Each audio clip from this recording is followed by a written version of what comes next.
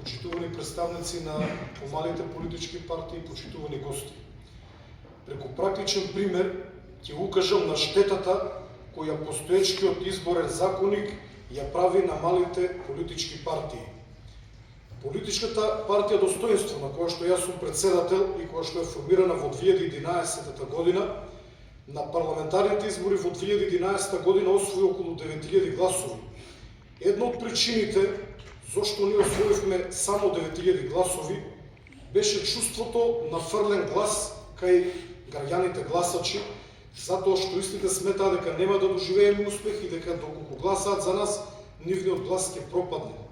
Но дури и со овие околу 9000 гласови, Достоинство во 2011 година ќе освоеше еден пратеник. Овој пратеник, јас сум убеден дека на нашата партија до следните парламентарни избори во 2014 година ќе донесеше дополнителна маса на гласови и можеби од еден ние ќе добиевме 2 или 3 пратеници. Ако на тоа го надоврзиме изгубеното чувство на фрлен глас, односно ако граѓаните знаеја дека секој глас даден за Достоинство ќе заврши на наша сметка, јас верувам дека како политичка партија на изборите во 2014 година ние ќе освоевме најмалку 3 пратеници. Но сепак останавме без ниту еден пратеник до ден денес. Наредниот пример е коалицијата ВМРО за Македонија, составена од ВМРО-НП, предводен од Љупчо Ѓорѓевски, Обединети за Македонија на Љубе Бошковски и Достоинство, предводен од мене. На последните парламентарни избори во 2016 година освоивме 25500 гласови, кои што беа доволни за 3 пратеници, дури и со чувството на фрлен глас. Така што, доколку нашата коалиција влезеше со 3 пратеници во собранието, можеби ќе беше избегната онаа голгота низ која што помина нашата држава неколку месеци и најверојатно ќе беше избегнат 27 април, тој крвав ден кога нашата држава ќе тргнеше во несакан правец. Затоа, во оваа прилика ќе искористам говорницава да упатам 2 прашања до ВМРО ДПМН, иако нивните представници не се овде.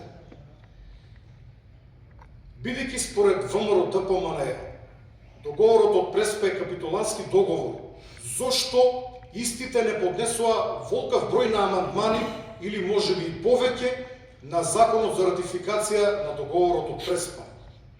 На тој начин верувам дека или ќе го спречеа донесувањето на тој според нив капитулански договор, или во најмала рака ќе го одолговлечеа.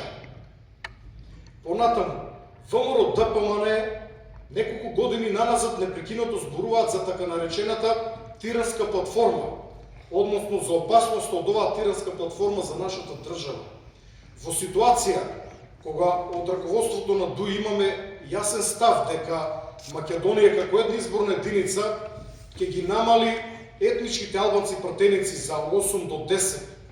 Тоа по автоматизам значи дека на следните парламентарни избори, на кои што Македонија би била една изборна единица, ќе влезат 10 пратеници албанци помалку во македонското собрание, етнички албанци, можеби ќе влезат преку СДСМ дополнителен контингент, но преку албанските етнички партии најмалку 10 пратеници, што од старт ќе го намали политичкото влијание и политичката моќ на неколкуте албански политички партии, на партиите од албански политички блок во Македонија.